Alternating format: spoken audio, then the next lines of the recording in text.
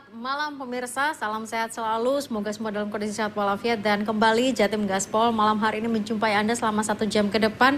Menjelang akhir tahun selalu ada sejumlah refleksi dan malam hari ini saya akan mengajak Anda untuk kita melakukan sebuah refleksi akhir tahun khususnya untuk Partai Gerindra karena ternyata jelang akhir tahun ini justru Partai Gerindra mendapatkan hasil survei yang cukup mengejutkan dan boleh dikatakan ini menggeser posisi dari PDI Perjuangan. Partai Gerindra menuju kemenangan pemilu 2024. Nah, pada malam hari ini bersama dengan para narasumber pemirsa, ada yang di line Zoom, ada juga yang hadir di studio JTV. Saya menyapa terlebih dahulu ada Pak Muhtar W. Utomo, pengamat politik, Direktur Surabaya Survey Center atau SSC. Pak Muhtar, selamat malam, apa kabar? Selamat malam, Mbak Agnes. Terima kasih sudah hadir di studio secara langsung. Nanti juga bergabung bersama dengan kami ada Mas Anwar Sadat, Ketua DPD Gerindra Jawa Timur. Dan tergabung di line Zoom ada Mas Abdul Ghani, Ketua Tokoh Pemuda, Ketua PMII Jatim. Mas Abdul Ghani, selamat malam, apa kabar? Selamat malam, Mbak. Terima kasih telah bergabung di line Zoom kali ini. Oke, saya langsung ke Pak Muhtar dulu sebagai boleh dikatakan bagian dari surveyor begitu ya. Refleksi akhir tahun 2021 ini kira-kira apa yang bisa disampaikan? Mungkin ada hasil survei dari SSC, benarkah memang Gerindra ternyata justru melakukan sebuah manuver boleh dikatakan menyalip posisi dari PDI Perjuangan yang sebelumnya berada di posisi atas?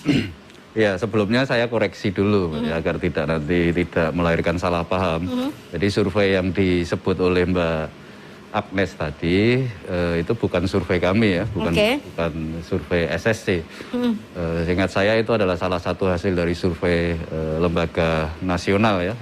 Itu survei di tanggal 27 Juni 2021 dari Foxpol Center Research dan Consulting Pangi Syarwi Caniago itu ya, posisi PDIP mulai bergeser. Sudah lama, berarti Juni sudah berapa? 6 bulan yang lalu. Sekitar setengah tahun begitu ya. Jadi politik itu kan tentu dinamis, ya, berjalan terus secara dinamis bahkan cepat dan banyak sekali hasil survei baik skala nasional maupun lokal sudah dirilis gitu ya. Ada yang memenangkan PDIP, ada yang memenangkan Gerindra, ada yang memenangkan Demokrat bahkan. Tapi secara umum saya lihat itu mayoritas masih PDIP masih pada posisi nomor 1 sampai artinya terakhir kemarin misalnya survei SMRC juga masih nomor 1. Nah, untuk SSC sendiri, kami sendiri dalam melakukan riset di Jawa Timur itu sampai hari ini PDIP juga masih nomor 1 relatif. Oh, dari SSC sendiri sudah melakukan survei masih tetap di peringkat pertama begitu ya? Iya, PDIP masih cukup kuat gitu. Itu kalau boleh tahu kapan terakhir survei yang dilakukan oleh teman-teman SSC? Sama sekitar bulan Juni itu. Tapi ada satu data menarik, satu fakta menarik dari riset kami bahwa memang ada dinamika yang cukup unik gitu ya. Walaupun masih posisi nomor 1 PDIP, nomor 2 PKB, nomor 3 Gerindra, nomor 4 Demokrat, kemudian disusul Golkar, pola itu masih sama dengan fakta politik di Indrapura misalnya, perolehan kursi. Tapi ada temuan yang cukup menarik, di mana Gerindra mulai suaranya mulai mengejar PKB, gitu ya, mulai mengejar PKB. Pacuannya sudah relatif dekat sehingga dengan waktu pemilu yang terhitung tinggal 2 tahun sekian bulan ini ya itu menjadi menarik gitu ya. Boleh dikatakan ini persaingannya cukup ketat begitu ya? Ya. Jadi kalau pada pemilu sebelumnya kan relatif cukup jauh ya antara nomor 1, 2, kemudian 3, 4 itu kan cukup jauh. Jadi kalau di Jawa Timur ini bisa kita bagi pool secara politis itu ya Liga 1 kalau kita bicara dalam narasi sepak bola misalnya, itu kan selalu ada PDIP dan PKB, gitu kan. Kemudian Liga 2 ada Gerindra dan Demokrat. Kemudian Liga 3 ada Golkar, ada Nasdem dan teman-teman partai yang lain seperti PAN dan seterusnya. Baik, sebentar Pak Muhtar, saya hold dulu di situ. Saya coba minta pendapat juga dari Mas Honi terkait dengan kaum milenial. Bagi kaum milenial, anak muda, partai seperti apa sebenarnya yang diharapkan untuk bisa memikat para milenial ini untuk bergabung? Karena waktu 2 tahun sepertinya bukanlah waktu yang panjang. Mas Goni. Terima kasih, Mbak. Saya mulai dari kepentingan partai sebenarnya ya. Apakah orientasi untuk hanya mendulang suara dan hanya momentum 5 tahunan, ataukah memang mereka ingin menyerap aspirasi dan mewujudkan dalam bentuk program-program yang dibutuhkan oleh masyarakat ataupun oleh para milenial. Maka di situ sebenarnya milenial akan hadir dan akan tertarik bergabung dan kecenderungan memilih salah satu partai politik. Maka saya pikir kembali kepada orientasi dari partai politik itu sendiri. Maka hari ini mungkin sudah mulai start beberapa partai politik yang gimmicknya beberapa tahun terakhir menganggap partai politik yang paling milenial dengan bergaya milenial, tetapi esensinya juga tidak masuk kepada wilayah-wilayah milenial. Kita bicara soal kebijakan-kebijakan yang mungkin sudah didiskusikan oleh para mahasiswa, para pemuda, itu pun tidak bisa didengarkan dan tidak bisa diaplikasikan dalam bentuk kebijakan. Saya pikir itu bukan apakah kalau bicara dan pertanyaannya partai seperti apakah, maka partai yang mungkin bisa menjadi jawaban atas pertanyaan-pertanyaan dan keinginan-keinginan para pemuda dalam bentuk sebuah kebijakan, dalam bentuk sebuah keberpihakan terhadap masyarakat, kira-kira begitu. Tapi ngaruh nggak sih? Karena kan survei ini kan memang sudah banyak dilakukan begitu ya. Ada teman-teman dari SSC, kemudian tadi juga dari Foxpol Center Research. Ngaruh nggak sih hasil-hasil survei yang sekarang bertebaran terhadap sudut pandang teman-teman anak-anak muda ini? Misalnya, saya akan memilih mungkin partai yang menduduki peringkat yang tinggi begitu. Bagi kami begini, kami tidak melihat partai politik ataupun kecenderungan partai politik mana yang akan menang. Maka mungkin beberapa survei dimunculkan untuk menunjukkan, kalau misalkan partai ini mendukung si A, si B, maka akan menang. Kami tidak melihat itu. Sebuah figur dan sebuah partai yang memang setiap hari hadir dan bisa menjadi sebuah saluran keluhan dan saluran dari sebuah pertanyaan yang mungkin akan mewujudkan apa yang menjadi cita-cita kita, akan mewujudkan apa yang menjadi keresahan dari para masyarakat, itu yang akan dipilih. Mungkin ia menjadi sebuah pemanis, saya pikir ya, menjadi sebuah kalau kita lihat hasil itu di kalangan milenial juga bagi saya juga tidak akan berpengaruh besar, tetapi itu program apa yang bisa dibawa. Kita bicara program berarti ya. Baik. Pendekatan seperti apa yang akan diberikan dan dilakukan kepada para pemuda dan milenial itu sendiri. Baik Mas Goni, kita jeda dulu Pak Muhtar, kita nanti akan lanjutkan lagi setelah jeda pariwara berikut ini pemirsa.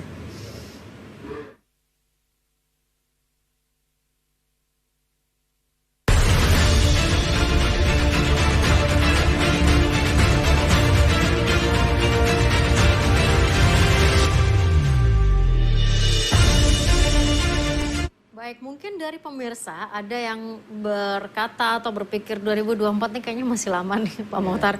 Kita mau masuk di 2022 kayaknya masih ada 2 tahun lagi, apalagi kita mungkin juga masih dalam suasana berjuang dengan pandemi gitu ya. Menurut Pak Muhtar, apakah 2024 itu masih jauh atau kita sangat dini ketika bicara tentang perhelatan politik, atau memang sebenarnya ini waktunya justru sangat-sangat mepet? Ya kalau kita memandangnya dari kacamata politik itu tentu sangat mepet. Kalau kacamata politik mepet banget ya 2 tahun ya? Sudah sangat dekat sekali karena begini, sejak 2004 ya pilihan presiden langsung di Indonesia itu kan dinamika politik berubah secara gradual ya di Indonesia.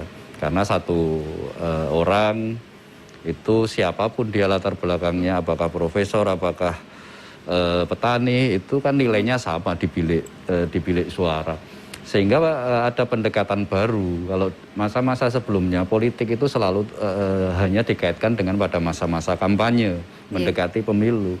Tapi era sekarang tidak lagi. Sudah bergeser ke marketing politik. Kalau bicara marketing itu berarti tiap waktu, tiap saat, sepanjang waktu, sepanjang momentum itu ada, bisa dimanfaatkan, ya harus dilakukan. Boleh dikata ini justru momen-momen untuk dalam tanda kutip berjualan, betul, ya berarti ya. Betul. Hanya saja kan kemudian banyak pihak itu memahaminya dengan kacamata yang lain. Padahal kacamata sosial, kacamata psikologis, kacamata macam-macam. Padahal kan sesungguhnya dua hal itu bisa disatukan.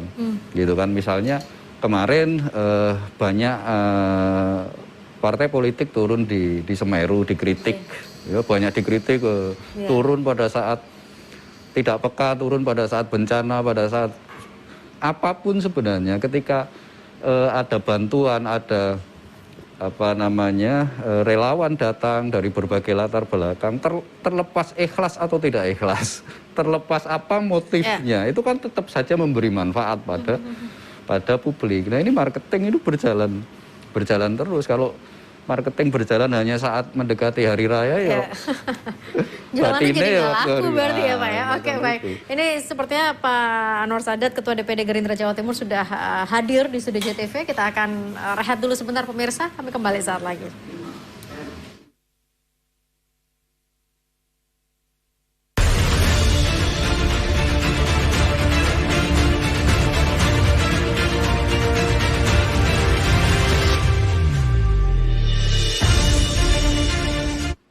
Di studio JTV pemirsa sudah hadir Ketua DPD Gerindra Jawa Timur, ada Bapak Anwar Sadat. Saya akan memanggilnya Mas Sadat. Mas Sadat, apa kabar? Selamat malam.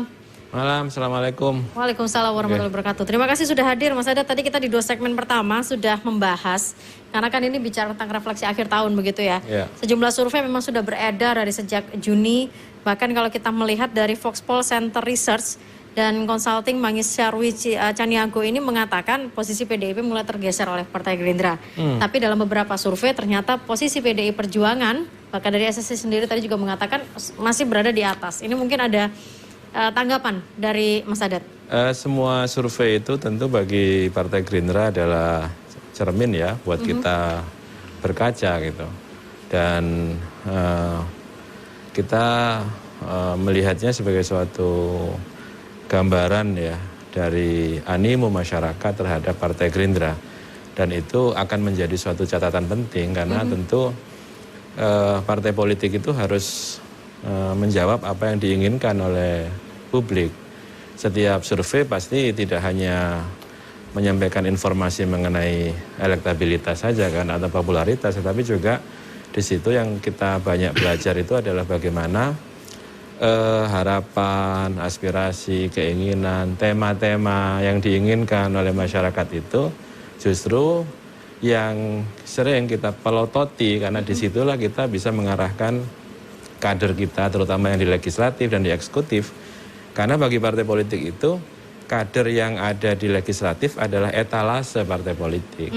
Baik, jadi saat ini sedang penting-pentingnya teman-teman yang ada di legislatif menjadi part of etalase tadi ya. Baik buruknya partai politik itu akan dilihat bagaimana kinerja legislatornya atau kepala daerah yang kita usung, sehingga itu akan memberikan dampak secara langsung dan signifikan terhadap penilaian masyarakat terhadap partai politik. Jadi kalau sekarang kita bicara tentang survei, sebenarnya masih sangat terlalu dini begitu kah? Saya kira iya, terlalu dini. Tapi sebagai satu gambaran melalui kan kita bisa mendapatkan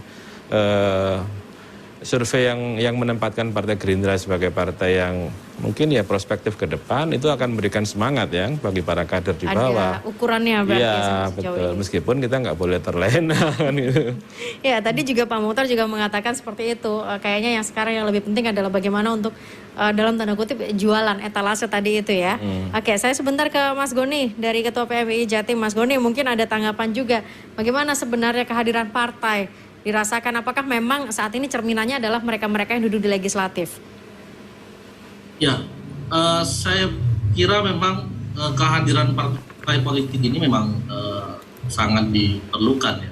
Apalagi hari ini beberapa partai politik sudah sangat mendekat ke para pemuda, para milenial, ada yang masuk kampus, ada yang bertemu langsung di gerakan-gerakan kepemudaan, dan juga partai politik membentuk sebuah organisasi badan otonom ya yang berfokus pada persoalan-persoalan kepemudaan.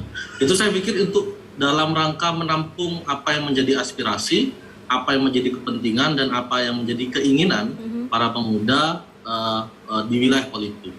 Nah, itu pun juga dilakukan oleh seluruh partai politik. Dalam hal ini juga Gerindra pastinya melakukan hal itu ya, melakukan untuk bisa marketing politiknya laku di wilayah teman-teman pemuda, mahasiswa, dan yang lain-lain, kira-kira begitu. Oke, Pak Mohtar, ini kan kalau kita bicara, mungkin survei masih terlalu dini, tapi sebenarnya seberapa penting posisi survei bagi sebuah perhelatan demokrasi? Kalau memang deket-deket hari H, memang pasti sangat penting. Tapi kalau sejauh ini apa yang menjadi urgensi dari sebuah survei ini? Tidak ada sebuah riset, sebuah survei yang sifatnya terlalu dini. Bahkan semakin dini semakin bagus. Kalau kita mau mengingat ya, seminggu pasca pilihan presiden 2019 kemarin, seminggu kemudian sudah ada hasil survei untuk 2024 gitu. Jadi penting sekali karena survei itu kan semacam detektor, mendeteksi dinamika politik yang berlangsung pada saat bersamaan. Tentu ini bagian dari proses pendidikan politik ya kepada publik, bukan hanya kepada partai politik ya, tapi bukan hanya manfaatnya pada partai politik, tapi juga pada publik. Karena namanya saja survei opini publik gitu ya. Jadi sebenarnya setiap survei itu seperti tadi dikatakan oleh Mas Sadat, justru yang terpenting adalah memotret ya, apa sih sebenarnya yang menjadi kehendak publik, apa sebenarnya yang menjadi keinginan publik, apa yang menjadi orientasi politik publik. Ini yang tidak bisa ditunggu nanti saja menjelang pemilu, nanti saja menjelang coblosan, tidak bisa. Itu harus dimulai dari sekarang. Itu ya, karena sudah berubah pendekatan tadi dari kampanye menuju marketing politik tadi. Jadi itu yang harus dipahami, bahwa survei itu bukan hanya persoalan elektabilitas, akseptabilitas, dan popularitas, bukan hanya persoalan itu. Justru ketika semakin lambat memetakan, semakin lambat mendeteksi gitu ya, maka akan bisa terjadi kekeliruan dalam melakukan analisis juga eksekusi di lapangan. Itu yang harus dipahami. Nah, ini menarik juga apa yang kemudian dilakukan oleh teman-teman partai, khususnya Gerindra, Mas Sadat, untuk kemudian road to 2024. Karena seperti tadi dikatakan, ini kan harus bisa memotret apa yang menjadi keinginan masyarakat. Apa yang dilakukan oleh teman-teman Gerindra? Kita sangat terbantu ya oleh beberapa organisasi sayap ya, yang memang mereka itu bersentuhan langsung dengan segmentasi masyarakat tertentu. Dari kelompok milenial misalnya, anak-anak muda kita punya ORSAP namanya TIDAR atau Tunas Indonesia Raya. Kemudian dari kaum perempuan kita punya Perempuan Indonesia Raya, sehingga mereka lebih leluasa melakukan penetrasi bertemu dengan segmen masyarakat tertentu. Dan dari awal Partai Gerindra ini memang ingin membangun suatu budaya organisasi yang berangkat dari suatu pandangan-pandangan yang solutif, tidak dibangun di atas mengkritik ya, karena kita belajar dari sejarah bahwa membangun Indonesia ini dengan kritik ya tidak membuat kita semakin maju. Orde baru mengkritik orde lama, orde berikutnya mengkritik orde baru dan lain sebagainya. Saya kira kita ini panggung politik kita kan banyak diisi oleh narasi-narasi yang penuh dengan kritik. Tetapi menurut saya semenjak saya dikukuhkan menjadi Ketua DPD Partai Gerindra Jawa Timur, saya ingin teman-teman ya, terutama para kader Partai Gerindra ini datang ke masyarakat dengan membawa suatu inovasi ya, dengan suatu kreasi dan menunjukkan care, tidak dalam bentuk suatu gimmick dan pencitraan, tapi solutif ya ketika datang ke satu daerah yang memang membutuhkan. Tapi itu berhasil membangun trust ya, Mas Sadat, karena kita tahu trust masyarakat kalau kita bicara politik begitu ya. Bahkan ketika mungkin kemarin ada bencana, pandangan-pandangan negatif itu seolah-olah kemudian ditujukan kepada teman-teman politik. Ini janjian hanya pencitraan. Ini tidak ikhlas memberikan bantuan, begitu Mas Sadat. Gimana ini membangun trust masyarakat? Saya kira gini, ketika kita bisa petakan ya, bisa deteksi sebenarnya mana yang nuansanya itu pencitraan, mana yang memang benar-benar solutif ya. Karena itu di dalam banyak kegiatan, dalam banyak agenda partai kita selalu hadir ya dengan aksi sosial ya yang melibatkan seluruh elemen yang dibangun atas dasar segmentasi masyarakat tadi, yang kelompok anak muda menyasar anak muda, yang perempuan menyasar perempuan. Kita juga menjadi bagian dari isu yang mereka inginkan. Kita berikan kepercayaan kepada anak-anak muda, misalnya bagaimana mereka terlibat dalam aksi sosial di Semeru, memberikan yang namanya ke anak-anak kecil yang perlu sentuhan, sehingga kita tidak ingin kehadiran Partai Gerindra itu sebatas hanya karitatif ya, tapi menjadi bagian dari solusi yang diinginkan oleh masyarakat di bawah. Nah, itu kita tekankan betul. Kita punya 205 legislator di tingkat kabupaten, kota, dan provinsi. Mereka yang kita minta semuanya bergerak.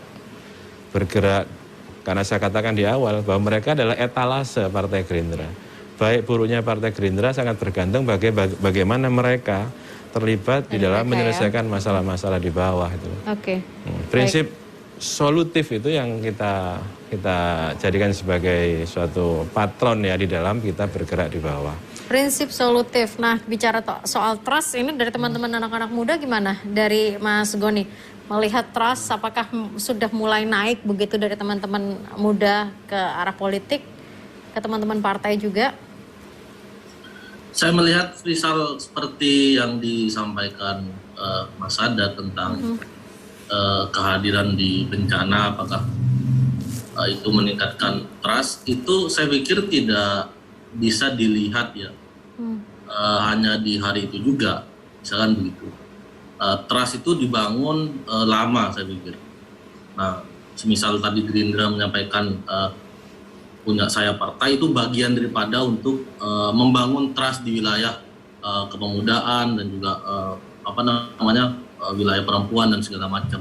Nah, hari ini beberapa partai-partai besar yang mungkin sudah mempunyai tokoh di tingkat nasional dan wilayah itu mempunyai trust yang bagus, karena di bawah itu diintegrasikan dari dalam bentuk instruksi ataupun dalam bentuk apapun itu untuk bisa menyentuh hal-hal yang sangat sensitif. Tidak tidak melulu persoalan hanya tergantung momentum tersendiri. Misal ada momentum COVID, bagi-bagi masker, bagi-bagi sembako, itu hanya persoalan COVID. Tetapi jauh daripada persoalan COVID, ada hal yang lebih penting dan lebih urgent sebenarnya, di mana partai politik itu harus hadir. Maka di situ trust akan semakin menguat di wilayah masyarakat saya pikir, apalagi di wilayah milenial. Harus menjawab apa yang menjadi keluhan hari ini mahasiswa, pemuda, dan segala macam. Itu juga akan menimbulkan dan membuat kepercayaan kepada partai politik, dan teman-teman pemuda ini akan fix, misal akan mantap, oke, kita akan masuk partai politik dalam rangka memperjuangkan kepentingan rakyat, bukan dalam rangka untuk datang kepada rakyat di saat kondisi tertentu mungkin begitu. Baik. Pak Muhtar, ini kan sebenarnya kalau kita bicara tentang menjawab kebutuhan masyarakat ini kan sebenarnya agak abu-abu ya. Dan survei pun juga kadang-kadang susah untuk meng-capture hal itu, apakah ini benar-benar partai ini menjawab kebutuhan rakyat. Ini gimana kita bisa melihat bahwa ini kebutuhan rakyat, ini yang dilakukan partai, dan ini menjadi satu kesatuan. Nah, justru itu urgensi pentingnya survei, pentingnya riset. Jadi bagaimana kita tahu kebutuhan seseorang, bagaimana kita tahu kebutuhan rakyat kalau kita tidak bertanya langsung kepada orang yang punya kebutuhan itu. Kita tidak bisa mendefinisikan kepentingan kebutuhan seseorang atau sekelompok masyarakat atau masyarakat secara umum itu berdasarkan cara pandang kita, cara berpikir kita, latar belakang politik kita dan sebagainya. Satu-satunya jalan yang paling sahih adalah bertanya langsung. Alat yang paling sahih untuk bertanya langsung apa? Ya riset. Yang bisa dipertanggungjawabkan secara ilmiah, ya, secara metodologis bisa dipertanggungjawabkan. Jadi betul seperti yang tadi disampaikan oleh Mas Sadat, bahwa sebenarnya apa yang dibutuhkan partai pada saat ini secara strategik adalah bagaimana dia bisa hadir memberikan jawaban, memberikan solusi. Tapi pertanyaan selanjutnya adalah apa yang mesti dia jawab? Kan masalahnya konstituen, masalahnya rakyat, masalahnya publik. Nah, dari mana kita tahu masalahnya rakyat, masalahnya publik, masalahnya konstituen kalau kita tidak bertanya? Kan nggak bisa. Berarti ada di riset dan kita nggak bisa kita berandai-andai menyimpulkan sendiri. Nah, itu kesalahan-kesalahan yang selama ini sering terjadi. Baik, kita nanti coba akan ngobrol lebih lanjut terkait dengan sebenarnya apa sih yang menjadi top of mind kalau kita bicara tentang masalah masyarakat. Kami akan bahas setelah jeda pariwara berikut ini.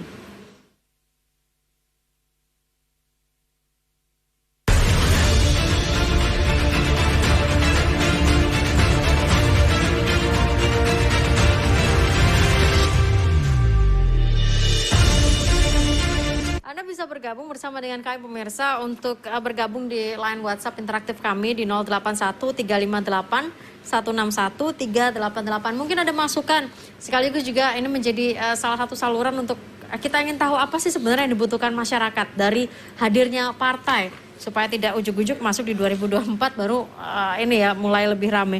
Tapi balik lagi, Mas Sadat ketika mengcapture apa sebenarnya hal yang paling dibutuhkan masyarakat, apa yang perlu dijawab boleh dikatakan di peringkat pertama untuk kebutuhan masyarakat, Mas Sadat saat ini? Ya, hampir saya kira Mas Mohtar setuju dengan saya bahwa hampir semua survei itu menempatkan soal sembako, ya, kemudian lapangan pekerjaan itu sebagai isu sentral hari-hari. Ini sebagai efek dari pandemi itu berarti? Ya, kita 2 tahun ya dipaksa untuk berdamai dengan keadaan ya. Dan itu membuat banyak orang kehilangan pekerjaan. Kemudian menurut saya kebutuhan yang sifatnya basic needs itu kan jadi isu yang hampir-hampir ya menjadi tema utama yang setiap kali kita datang itu ya harus ada sentuhan itu.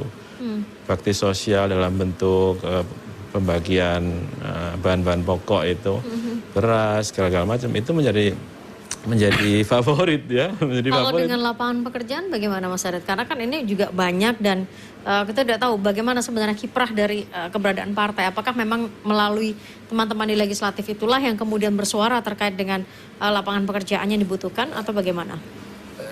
Awal ketika Undang-Undang Cipta Kerja itu ramai kan, sebenarnya kan bahasa atau narasi yang kita sampaikan kepada publik itu adalah bahwa ini salah satu ikhtiar. Ini cara bagi pemerintah untuk mendatangkan investasi yang ujungnya adalah penciptaan lapangan pekerjaan. Gitu. Karena ya meskipun ini tidak bisa dengan mudah difahami oleh masyarakat di bawah, tetapi paling tidak kan ada upaya serius.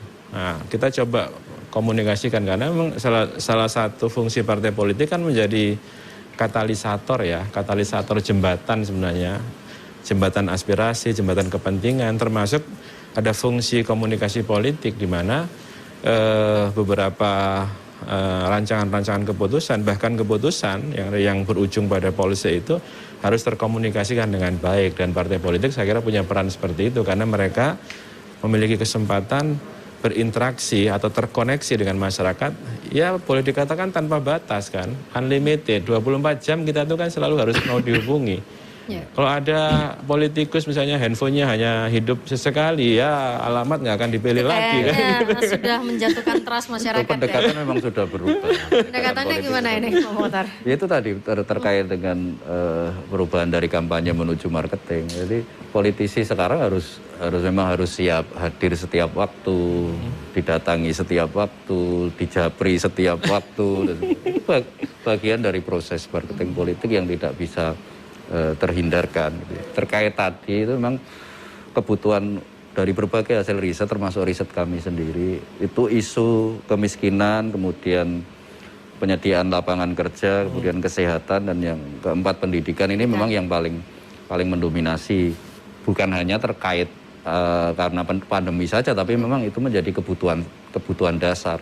Tapi bahwa operasional dari masing-masing isu itu kan di tiap wilayah berbeda, di tiap daerah berbeda, di tiap tingkatan atau level sosiologis masyarakat itu berbeda. Nah, disinilah pentingnya riset tadi, pentingnya survei untuk memetakan itu. Satu daerah bisa jadi memang lebih suka beras, tapi di daerah tertentu yang lain bisa jadi lebih suka terigu, lebih suka mie, lebih suka telur, dan seterusnya. Karena tidak mungkin partai politik menyediakan semua 9 bahan pokok. Ya, berarti harus di-capture kebutuhan di masing-masing daerah apa begitu ya, yang paling urgentnya apa.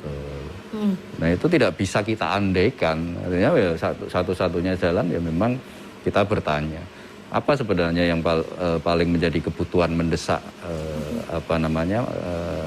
tiap-tiap segmen masyarakat itu. Tapi apakah pola seperti itu juga itulah yang masih harus dilakukan di tahun 2022, Pak Muhtar? Atau ada tips lain yang harus dilakukan oleh teman-teman partai menuju 2024?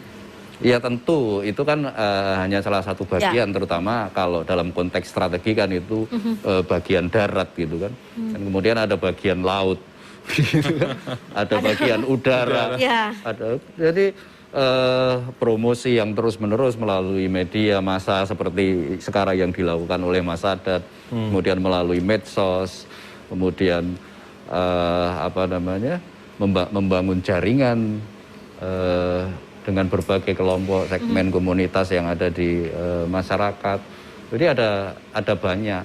Nah, bagaimana strategi itu dirumuskan dengan sasaran segmen yang berbeda-beda pada tiap partai, di sanalah pentingnya, sekali lagi pentingnya pertimbangan-pertimbangan reasonable yang berbasis pada data, bukan berbasis pada pengandaian-pengandaian. Baik, ini ada beberapa yang sudah masuk juga di line WhatsApp. Saya bacakan beberapa dulu. Ini untuk Mas Sadat.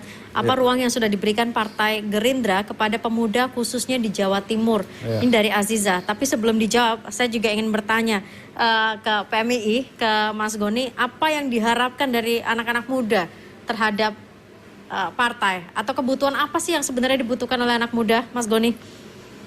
Ya, kita bicara soal kebutuhan tidak hanya kebutuhan anak muda, tapi kalau kita bicara soal kebutuhan anak muda itu, saya pikir siapapun yang menjadi wakil kita, terkhusus yang ada di partai politik, dia benar-benar bisa mewakili apa yang menjadi keluhan, apa yang menjadi kebutuhan itu tadi. Nah, kalau kita segmennya yaitu pemuda dan mahasiswa, jelas itu adalah persoalan-persoalan pendidikan. Nah, yang kedua adalah persoalan-persoalan dampingan yang dilakukan oleh teman-teman pemuda dan mahasiswa. Semisal kemarin kita di Situbondo tentang bagaimana kekurangan pupuk subsidi, sedangkan di beberapa tempat di wilayah di Jawa Timur dia banyak petani-petani yang membutuhkan pupuk bersubsidi. Susahnya untuk mencari hal itu. Nah, saluran itu yang dibutuhkan. Tadi disampaikan oleh Mas Sadat bahwa partai politik itu adalah jembatan.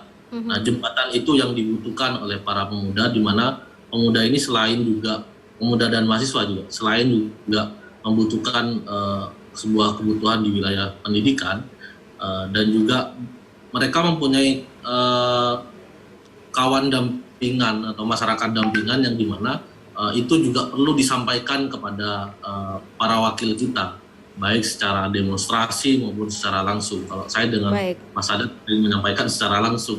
Ya. Baik, kalau begitu ini bisa langsung dijawab Mas Sadat, ya, apa dari Mas Goni, kemudian juga ruang yang sudah diberikan Partai Gerindra terhadap anak muda. Ya, hampir semua survei mengatakan bahwa kita sedang mengalami yang namanya bonus demografi. Bahwa pemilih dari kalangan milenial dan Gen Z itu akan semakin besar di pemilu 2024. Tetapi bagi Partai Gerindra kita tidak ingin melihatnya sebatas hanya sebagai suatu jargon ya.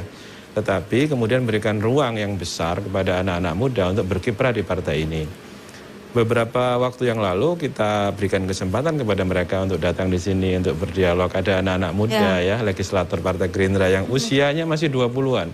Ya, saya ingat waktu itu ya, di Jatim Gaspol, 23, 24. Dan kita akan berikan kesempatan mereka lebih besar lagi menjadi ketua partai di daerah misalnya.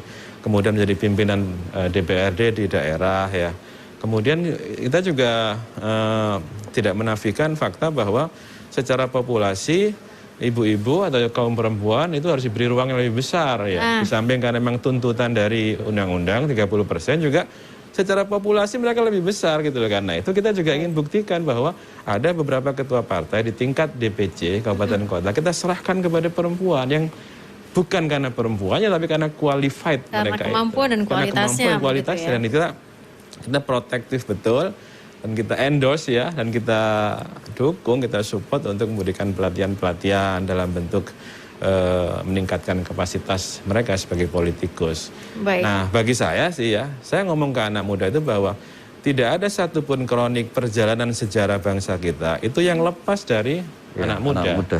Kalau Bung Karno nggak diculik oleh pemuda Soekarno dan teman-temannya, mungkin kita nggak akan merdeka mungkin ya.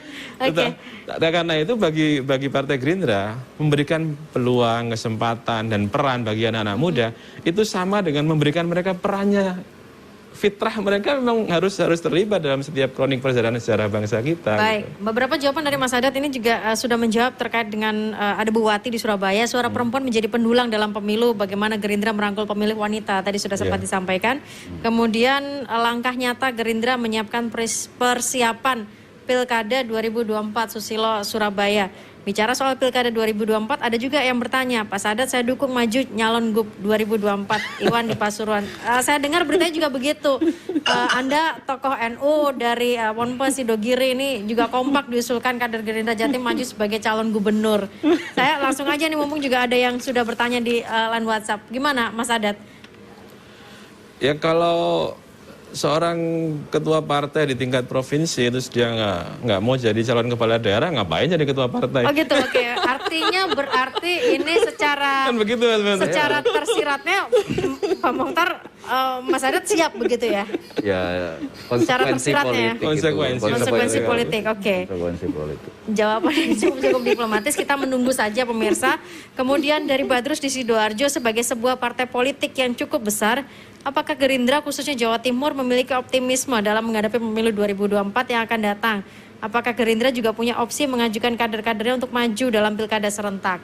Ya, jadi ya kita harus optimis. Apapun ya kita masih optimis dan kita persiapkan betul untuk menyiapkan dalam tanda petik pasukan kita menghadapi pemilu 2024, baik pileg, pilpres maupun pilkada. Karena ini kan banyak ya untuk pelaksanaannya di 2024 pasti ya, suaranya, pemikirannya pun juga mulai terpecah. Kita punya modal politik yang menurut saya tidak kecil ya. Kita di tingkat Jawa Timur pemenang nomor 3, di tingkat nasional kita pemenang nomor 2 secara perolehan suara. Menurut saya itu adalah modal dan alhamdulillah partai Gerindra ini termasuk partai politik yang digawangi sebagian besar mungkin ya saya katakan adalah politikus yang relatif fresh, mereka muda dan beberapa saya terus terang merasa ini bergembira bahwa dalam beberapa survei partai yang digemari oleh kaum milenial itu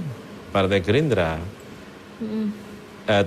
Jadi menurut saya ini artinya Partai Gerindra adalah partai masa depan gitu kan, partai yang diharapkan akan berkiprah lebih besar ke depan. Karena itu potensi ini harus benar-benar kita optimalkan ya. Anak muda tidak boleh kita jadikan sebagai beban, tapi anak muda harus diberi kesempatan. Dan saya yakin beberapa kita evaluasi, beberapa daerah itu misalnya di Sampang ya, itu beberapa anggota legislatornya dari 5 orang itu 3 orang diantaranya adalah anak-anak yang usianya sebelum 30 tahun. Belum 30 tahun, oke. Saya kira kita punya optimisme ya, karena saya kira rata-rata usianya itu kita optimis. Saya ini banyak orang mengatakan politikus muda, tapi sebenarnya di Gerindra kita termasuk tua loh Mas. Iya.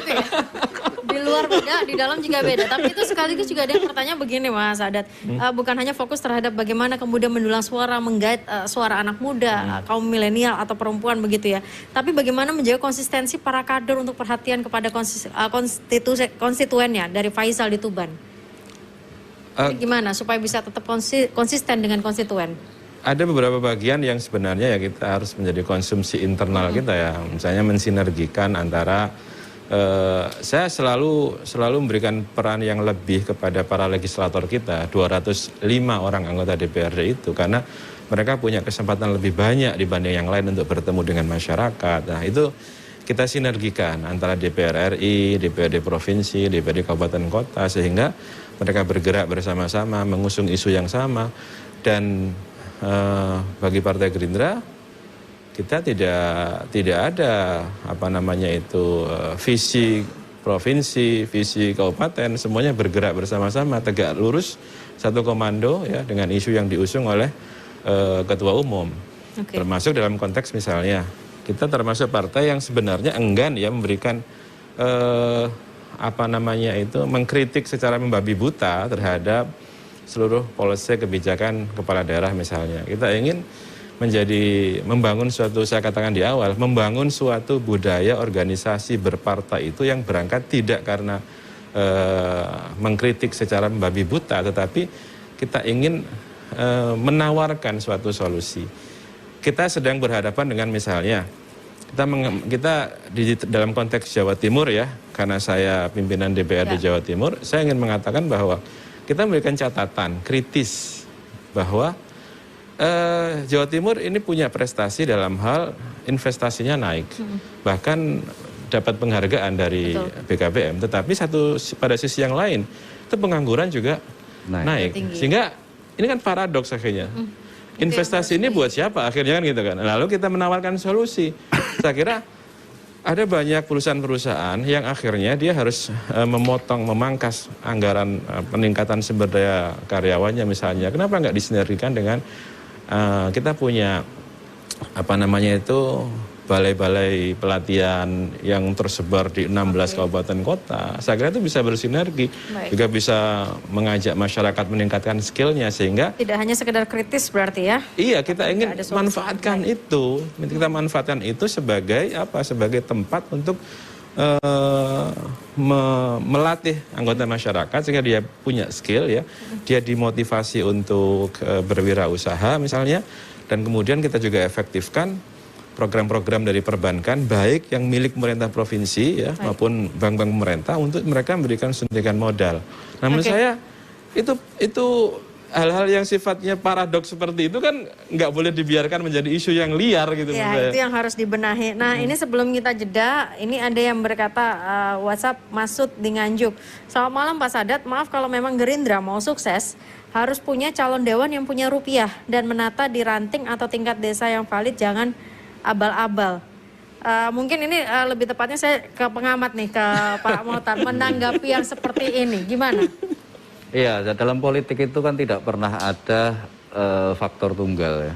Jadi faktor determinan itu tidak pernah tunggal. Faktor penentu, faktor yang berpengaruh itu tidak pernah tunggal. Jadi bahwa uang itu diperlukan, bahwa rupiah itu diperlukan dalam setiap kontestasi, bukan hanya pilek ya, setiap kontestasi politik uang itu pasti diperlukan, tapi bukan berarti bahwa uang adalah menjadi satu-satunya segala-galanya atau penentu satu-satunya. Tidak, selalu ada variabel lain yang berpengaruh, yang berperan penting.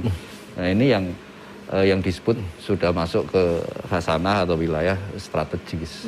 Dan itu tidak bisa dipungkiri sebenarnya ada, tapi bukan yang menjadi yang utama begitu ya. Itu soal bagian dari strategi, bagian dari manajemen pengelolaan partai, pengelolaan kontestasi dan sebagainya, itu tidak bisa dihindarkan. Oke, baik. Kita jeda dulu sebentar pemirsa. Jatim Gaspol akan kembali untuk Anda saat lagi.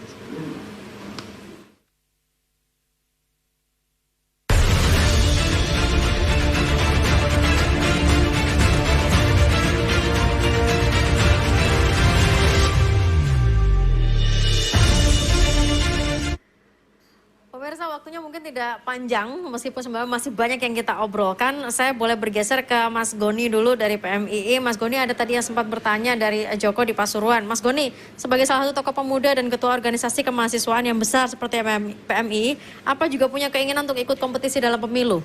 Atau berada di lingkaran luar, mengkritik dan kemudian mengawal jalannya kontestasi politik?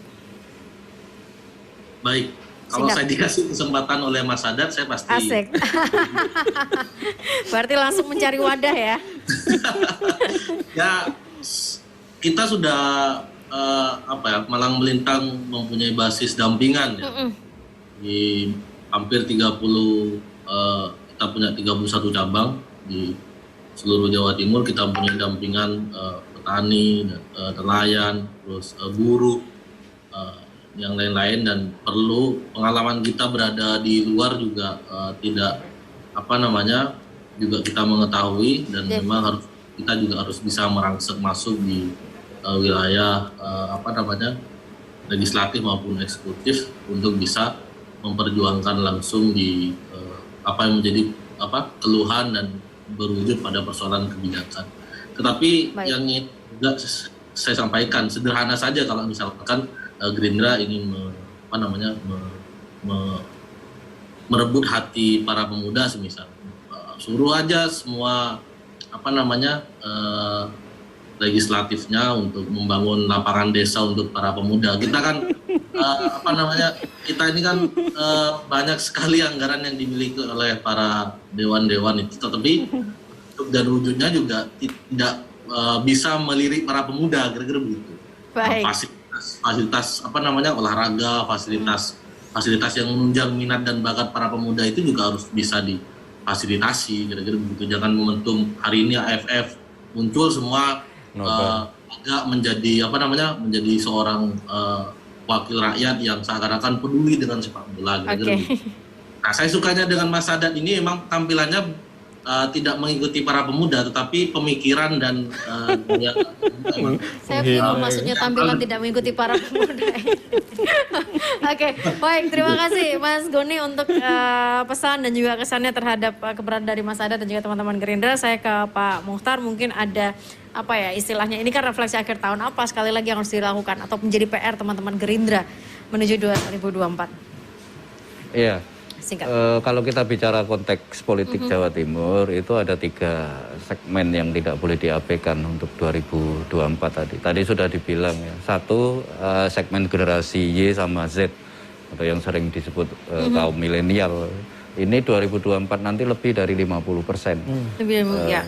Terus kemudian yang kedua adalah segmen perempuan. Ini hasil riset kita berulang kali.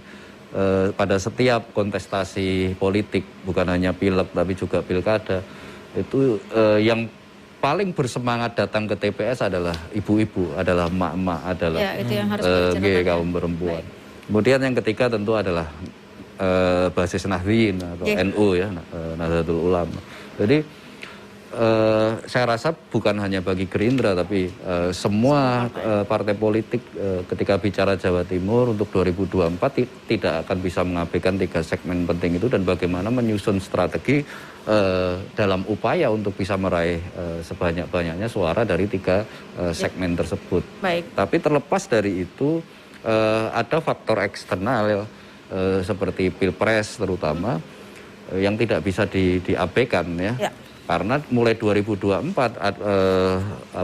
Pilpres selalu berpengaruh signifikan terhadap pemilu legislatif. Partai-partai yang memiliki calon presiden cenderung diuntungkan karena mendapatkan kutil efek. Dan dalam konteks ini Gerindra memiliki calon presiden ya. Baik.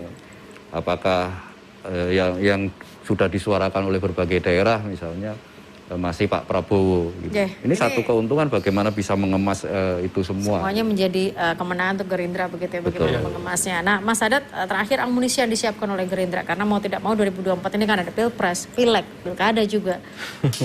Gimana secara singkat, monggo. Saya kira amunisi terbaik adalah militansi kader, ya, loyalitas kader. Dan kita bangun itu semua melalui sistem pengkaderan yang kita lakukan gitu. Karena Kita berusaha sebenarnya ya kita berusaha untuk selalu konsisten dengan fungsi partai politik yang memang dijelaskan dalam undang-undang partai politik. Salah satunya ya rekrutmen politik. Saya termasuk orang yang agak rajin ya bertemu dengan anak-anak muda di kampus, kemudian organisasi kemahasiswaan. Ketika misalnya ditanya kenapa kok rajin sekali datang bahkan ke tempat-tempat yang jauh, saya datang ke Banyuwangi, ke Lumajang, saya ke Ngawi. Saya ibaratkan saya ini kapten tim profesional, tim sepak bola profesional. Jadi ininya ya. Saya kalau mau nyari talenta terbaik di mana coba? Ya kan di sekolah-sekolah sepak bola kan gitu kan ya. Di mana ya di kampus-kampus itu tempat sumber daya manusia yang sangat luar biasa menurut saya. Tinggal kemudian kita tempa karena tidak ada pemimpin yang tidak disiapkan, Mbak. Mari kita misalnya kita ke sejarah dulu. Cokro Aminoto. Tingkat Mas Adat waktunya sudah habis. Cokro Aminoto menyiapkan pemimpin di rumah kos-kosannya kan gitu kan. Dan akhirnya orang-orang itu menjadi pemimpin di masa depan. Saya tugas politikus seperti saya begini adalah bagaimana menyiapkan generasi muda berikutnya dengan cara melakukan pendekatan kepada mereka. Nah, salah satunya kayaknya Goni ini sudah agak tertarik ini kan. Ini yang sedang disiapkan. Baik, terima kasih Mas Adat sudah hadir. Pak Muhtar terima kasih, Mas Goni. Terima kasih dan sehat selalu supaya semuanya masih sama-sama bisa terus mengawal jalannya kontestasi politik nanti di 2024 dan kita juga bisa melewati pandemi ini dengan baik. Terima kasih pemirsa untuk kebersamaannya. Terima kasih untuk seluruh chat, masukan, kritik, saran yang sudah tadi masuk di line WhatsApp. Saya Agnes pamit, ketemu di Jatim Gaspol berikutnya. Selamat malam, sampai jumpa.